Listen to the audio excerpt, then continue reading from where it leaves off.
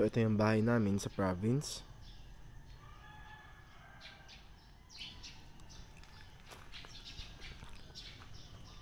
Yan. Punta tayo sa gilid para mas maganda yung view.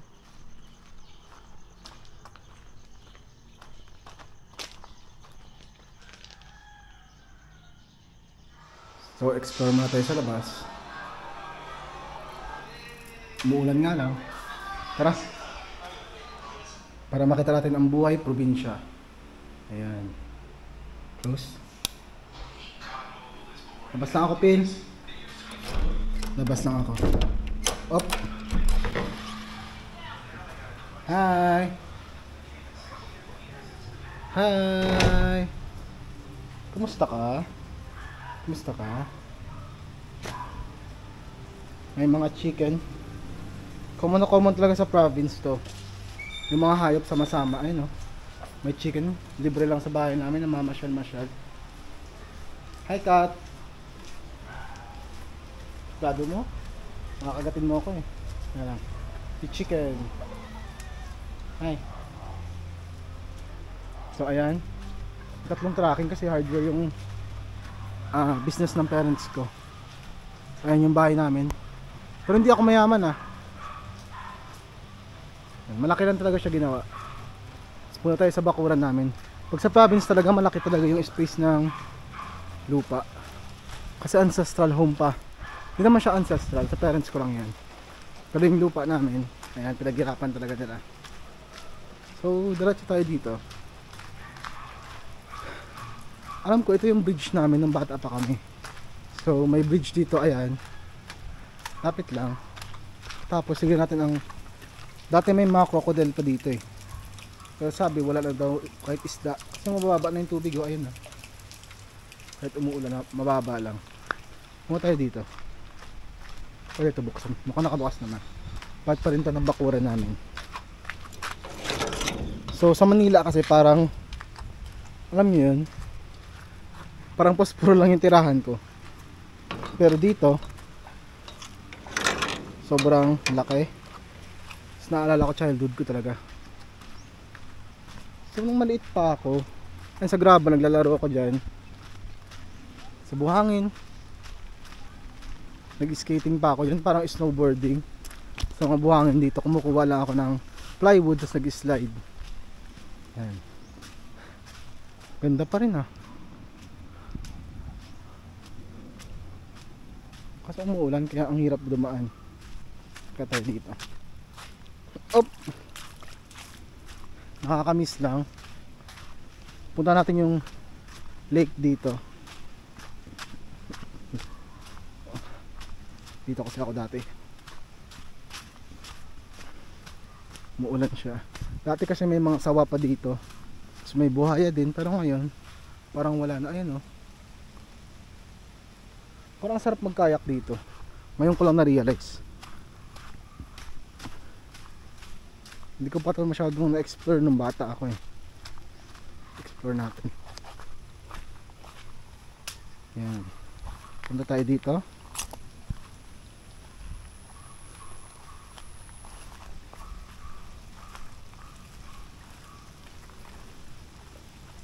O yun.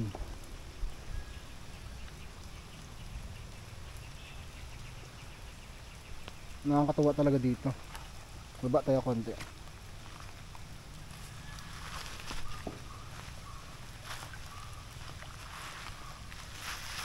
Wala namang crocodile. Diba? Dati kasi malinis yung tubig dito.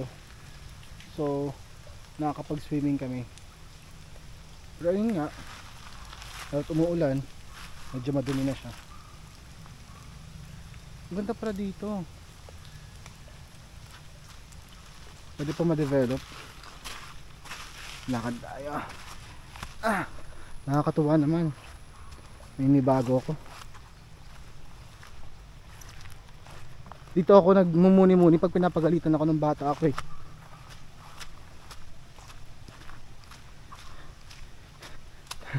Alam niyo naman. Ganda.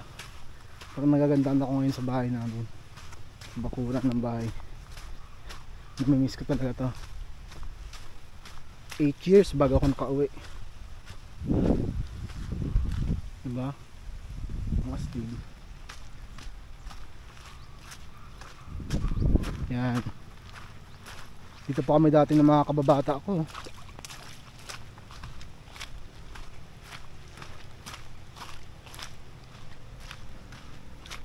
Tapos yung warehouse namin, dati kasi may babuyan yun. Ay, ang lalim. Dati may babuyan yung father ko. Diyan nilalagay yung ibang baboy. Or yung sako ng mga semento. Yung sa warehouse na yan. Pero mukhang nakasarado na. Kahoy na lang siguro yung nakalagay. Wait lang, dumi na pa ako. Yan. Explore lang tayo. Siyempre, pwede naman ako mag-explore kasi lupa naman namin to. Ayun, ang saya. Pakakatuwa naman dito. Pansalang pala yun ng grava, oh. Kung nakikita niyan. Kaya puntahan lang natin.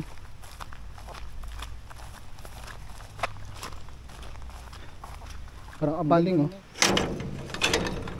Luma na rin kasi. Itataas ko. Ano na lang. Diba? Ang galing. Pwede siyang horror setup kung gustuin niyo lang. Tapos dito, nung bata pa kami, titingin lang dito. Yan. May buhaya kami dito nakita dati, tapos nanguhuli kami ng isda. Pero ngayon parang wala na kasi mababa na siya. Tapos dito lumalabas yung tubig sa kanal. Mabaho pa yun nun eh. Parang ngayon walang amoy.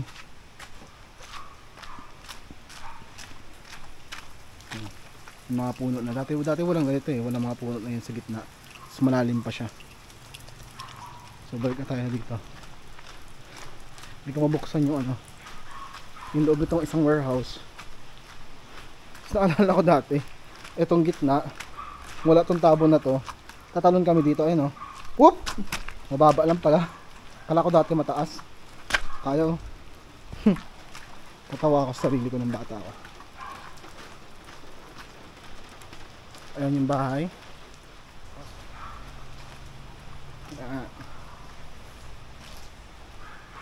Hi.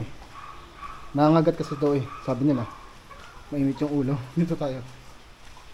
Tara tayo sa bahay. Lumis, napakita ko na sa pagkagabi. Tao po.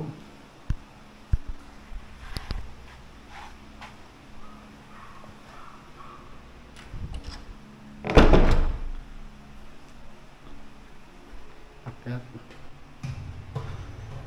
Second floor. Ayan. Ewan ko lang kung bukas pa yung 4th floor namin. So alam niyo ba, naalala ko dito. Wait lang, buksan natin yung ilaw.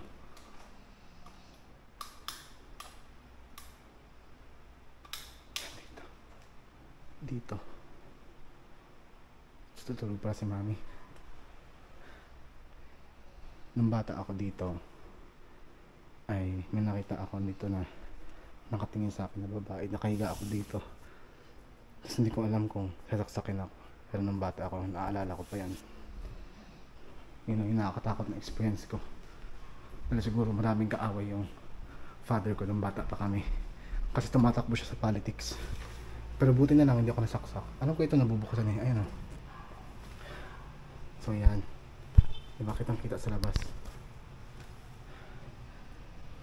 Pwede ka din maglakad dito pag nabuksan ko. May lock kasi ito eh. So, akit tayo sa 4th floor. Nakalimutan na ata ako ng mga kababata ako before. In the past. Medyo luma na talaga. Yung 3rd floor and 4th floor. Yung 4th floor kasi parang for view na lang. Ito naman, mata ng lolo ko yan. Pero nung namatay yung lolo ko, ayun, napabayaan na. Hindi na pala ito pwede buksan. Ayan. Ito, ayun o. Hotel ng lolo ko yun before, nung buhay pa siya. Then, ayun nga. Nung namatay na lolo ko, hindi na, napabayaan. Fourth floor. Kita kasi yung buong bayan namin kapag sa fourth floor. Yung fourth floor namin, parang ano lang siya. Yung nakikita niyo sa labas. For view lang talaga. Sana kaya pa ako nito kasi po parang kalawang na eh. Ayan na. Buksan natin.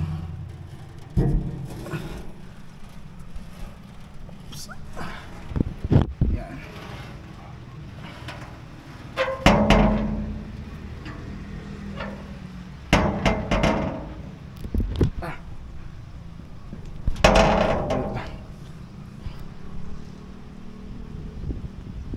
Tapos ayun, may lock dito. Gumagana pa naman ata. Yan. Buksan natin. So yung third floor, ito yung fourth floor. Parang rundown na siya talaga. Nasira na din yung dito. So dami ba naman ng bagyo na pupunta dito sa sa Romblon. Nasa gitna kasi kami ng dagat eh. So ayan, rundown na talaga yung lugar namin. So geographical wise, hanggang dun yung lupa namin. Tapos yung gate. Pero hindi talaga kami mayaman. Ano lang, nagirapan talaga itayo ng father ko to nung bata pa kami. So ayun naman, ang maganda dito, nakikita namin yung buong probinsya namin. I mean yung buong bayan namin, not the whole province. Nung bata ako, wala pa kasi ito nung bata ako yung building na yan. School na kasi natayo na. Muni-muni kami. Tapos nung malinis pa tong hotel ng lolo ko, dyan din kami. Lipat lang dito sa dalawang to. Ang laki ng pinagbago, no? Kaya nga eh, ang ganda ng view.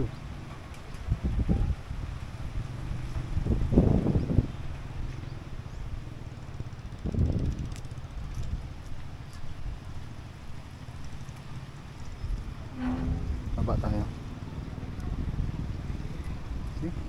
So naalala ko before, kapag nagtatampo kami, dito kami sa third floor.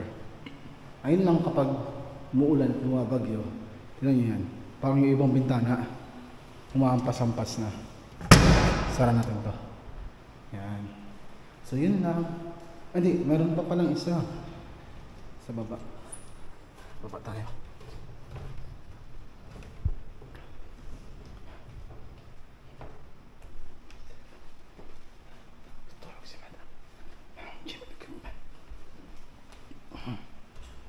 May gym equipment para sa dito, no?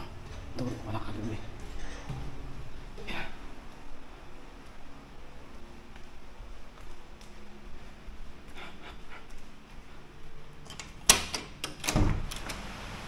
Mayroon pa tayong hindi napuntahan. At yun ay ang aming hard storage room namin. Okay.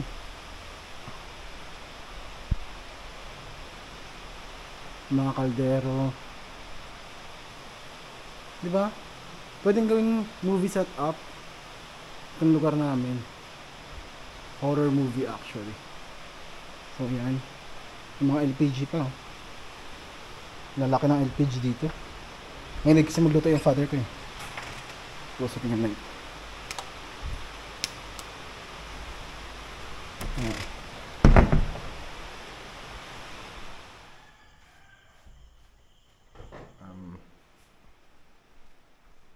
Siniilaw. Hindi pa pala ganito.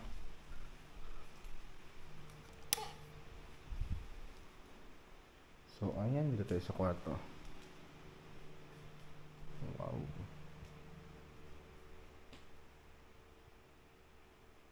Pwede na?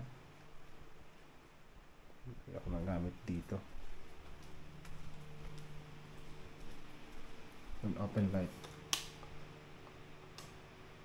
Okay. May pagkain ba? puro karne.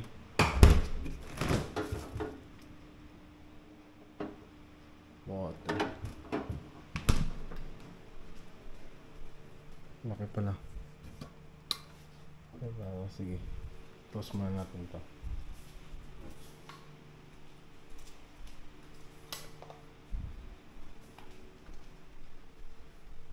Maga pa kasi kaya kahit tayo sa bata. Nito naman tayo sa labas. Buhay ito ba ito? Bok! Sana. Ang weird talaga ng bahay. Nakakatakot oh. Siyempre. Ang laki kasi masyado eh. Ito. Puso sa baba.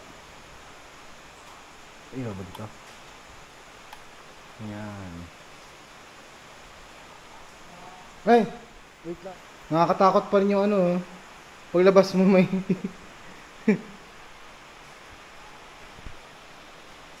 yun. So yan. Ito ang dining area. Whoop. Sa atin ang ilaw.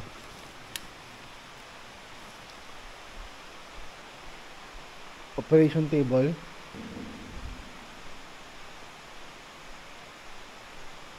May pa rin pala, may bakuran din kami. Ayan. Sampayan dito. Laki. Pwede pa. Pwede pa rin.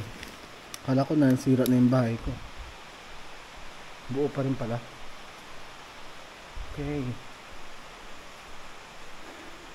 Kaya pala parang matatakotin sila ng bata. Kami ng bata dito eh.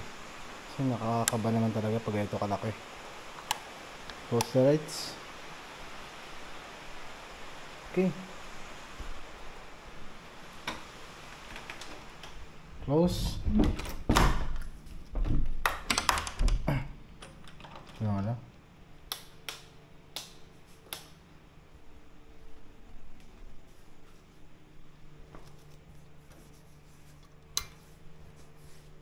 Okay. Alas 3 ng umaga.